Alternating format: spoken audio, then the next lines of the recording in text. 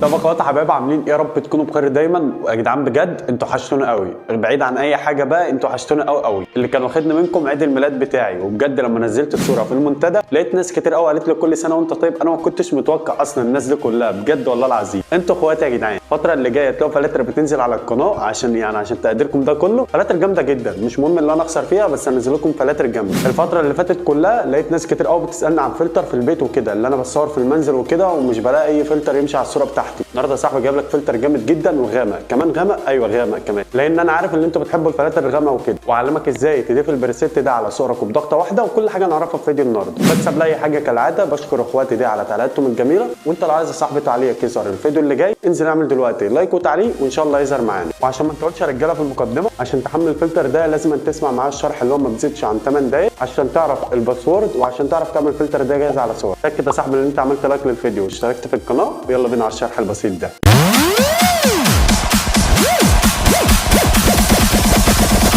Everybody make some TikTok. في بداية الفيديو كده يا صاحبي انا عايزك تصلي على النبي صلى الله عليه وسلم. واول حاجة عشان تعمل الفلتر ده معايا انت معاك خطوتين. اول خطوة يا صاحبي اللي انت ممكن تعمل الفلتر ده جاهز، يعني اللي انت تحمله جاهز، بس لازم تسمع معاه الشرح عشان تعرف الباسورد. ويا ريت يا رجاله ما الاقيش حد في كومنت يقول لي انت عامله بباسورد ليه ومش عامله بباسورد ليه. الفلتر اللي قدامك ده يا صاحبي مطبوع عليه 3 ايام تصوير ومونتاج وعملان فلتر، فانا عامله لك في 8 دقايق، يعني ده مش كتير. لان اي حد رجاله بيعمل كده بعمل له بلوك من القناه، واي حد بيكتب الباسورد بتاع الفلتر في التعليقات بعمل له بلوك برضه. هو اللي خسران الفلاتر الجمداني اللي هتنزل الفتره اللي جايه. وتاني طريقه يا صاحبي اللي انت بتعمل معاه الفلتر ده بالدرجات. ازاي بالدرجات؟ بتفتح برنامج اللايت روم عندك زي ما انا فاتحه بالشكل ده كده، وبعدين بتفتح الصوره بتاعتك اللي انت متصورها مثلا في المنزل وعايز تعمل معايا على الفلتر الجامد ده. والدرجات هتلاقيني بشرحها قدامك زي كده دلوقتي. بقول لك هتدخل على الاضاءه عندك وتعمل الارقام اللي انا اقول لك عليها. تمام يا رجاله؟ كده احنا عرفنا ازاي نحمل الفلتر. وفي اخر الفيديو يا صاحبي اقول لك ازاي تضيف الفلتر ده على صورك بضغطه واحده بعد ما بتعرف الباسورد.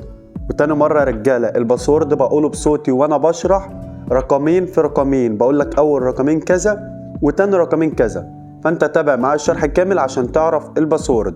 والباسورد مكون من 4 ارقام مش رقمين بس، لان ناس بتعرف اول رقمين وبتجري على طول على اللينك بتلاقي الباسورد غلط، لان دول رقمين بس وانا قايل لك الباسورد مكون من 4 ارقام. المقدمة دي كانت مهمة جدا عشان اي حد في التعليقات يقول لي انا مش عارف الباسورد اعمل له بلوك. يا رجاله كالعاده كده اول حاجه بندخل على الاكسبوجر اللي هي الاضاءه بتاعه الفلتر بتاعنا. انا عامله لك هنا -1.81%. انت هتعمله بالشكل ده كده. الكونتراست يا صاحبي هتعملها 10، الهايلايت هتعملها -95، الشادو هتعملها 27، الويتس يا صاحبي هتعملها 12، البلاكس هتعملها -22. طبعا لو جينا على الكيرف هنا يا صاحبي مش هتعمل فيه اي حاجه غير اللون الابيض، يعني اللون الازرق والاخضر والاحمر مش هتعمل فيهم اي حاجه. هتيجي على اللون الابيض وتعمله بالشكل اللي انا عامله اللي هم ال4 نقط دول. ممكن تاخدها سكرين شوت وتعملها معايا. وبعد كده يا صاحبي هتضغط على كلمه دن. كل اللي عليك دلوقتي يا صاحبي هتيجي على الكولر الالوان بتاعه الفلتر بتاعنا. اول واحده التمب هتعملها 19، تاني واحده يا صاحبي هتعملها 14%، تالت واحده معانا هتعملها 11، الساتوريشن هتعملها -2. اما اخواتي تمام. كل اللي علينا هنضغط على ال3 نقط دول. هتيجي هنا رجاله عند الهايو هتعمل الهايو 222 وهتعمل الساتوريشن 10 والليمونوس هتكون 0، البلندج هتعملها 100 والبلانس هتكون 10. نيجي على اللون الاخير يا صاحبي هتكون الهايو 246 اللي هي الدايره الاخيره دي رجاله، اللي في النص دي مش هنعمل في اي حاجه. هتيجي على الدايره الاخيره وهتعمل الهايو 246 والساتوريشن 37، وطبعا البلندج والبلانس انت عملتهم. كل اللي عليك هتضغط على كلمه دن، وبعد كده هتيجي على الاداء اللي بعد كده رجاله اللي هو الميكس دوت. دي مهمه جدا في الفلتر بتاعنا. الهاي يا صاحبي هتعملها -10، الساتوريشن هتعملها 16، الليمونوس هتعملها -12. اول لونين دول يا رجاله بيعتمدوا على البشره بتاعه الصوره بتاعتك. يعني بص لو جينا في اللون الثاني وعليناه كده رجاله لحد 100 زي ما انت شايف الوجه في الصوره ابيض، لو عملناه كده رجاله -60 مثلا زي ما انت شايف كده الوجه اسود معانا. فعشان كده انا بقول لك اعمل معانا الفلتر بالدرجات، عشان انت لو شايف يعني الفلتر مناسب لصورتك اللي انت تعلي او تقلل وانت بتعمل بالدرجات احسن. طيب يعني انا شايف كده لو عملناه 61 ابيض معانا الوجه هيبقى احسن، وانت في صورتك برضه هتشوف ايه الاحسن. ما ممكن صورتك تكون السطوع عالي يبقى انت عايز تقلل الاضاءه بتاعه الوجه بتاعك، فاهمني؟ فبالدرجات بجد رجاله احسن. طيب بعد كده رجاله نيجي على اللون الاصفر هنعمل الهايو 18 والساتوريشن سالب 100 والليمونس هتعملها 100. وطبعا يا رجاله اول باسورد من الفلتر الغامق بتاعنا هيكون 35. ويا ريت لو لسه ما عملتش لايك انسى نعمل لايك للفيديو. هنيجي على اللون الاخضر مع بعض. الهاي يا صاحبي هتعملها 0، الساتوريشن هتعملها سالب 100، الليمونس هتعملها 100.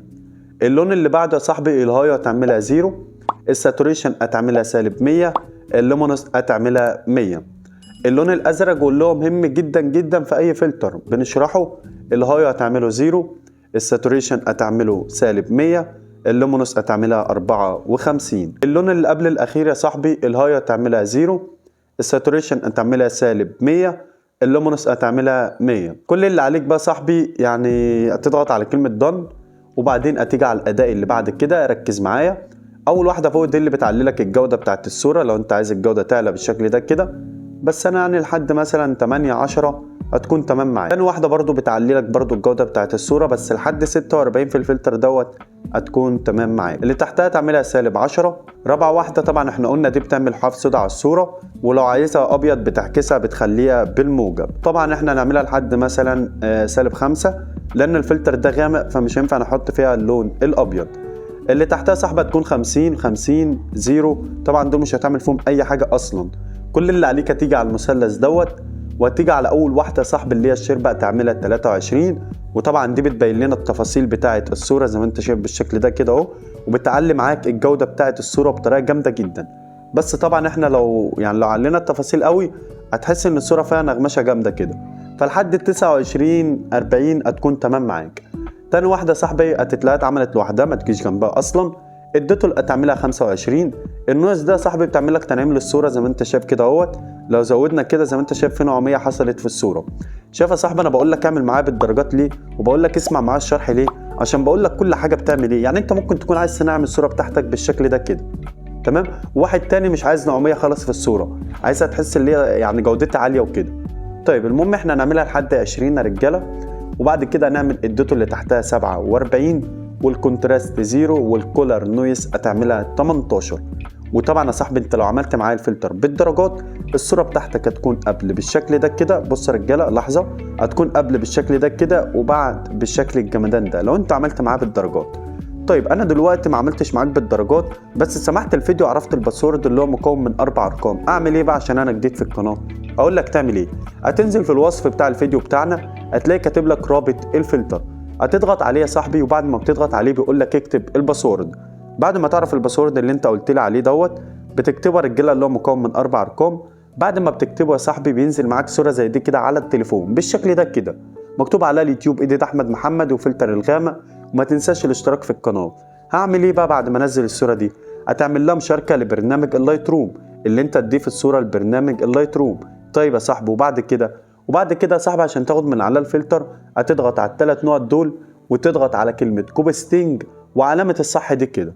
هتروح بقى للصوره بتاعتك انت صاحبي اللي انت متصورها في البيت وعايز تضيف عليها الفلتر. هتعمل ايه بقى؟ هتضغط تاني على ال3 نقط دول وتضغط على كلمه باست ستينج.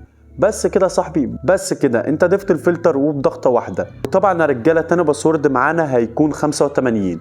وبكده انا قلت لك اول باسورد وتاني باسورد. ويا ريت يا صاحبي لو وصلت معايا لحد هنا، عايزين نوصل الفيديو ده ل 500 لايك، فاعمل لايك للفيديو واشترك في القناه. واهم حاجه بقى صاحبي تضغط كده على الجرس تعمله الكل، لان الفتره اللي جايه يعني انتوا حاسين بالجمدان اصلا اللي اتغير في القناه. فاعمل لايك وفعل الجرس واشترك في القناه. وسلام يا اخواتي، اشوفكم في شرح جديد.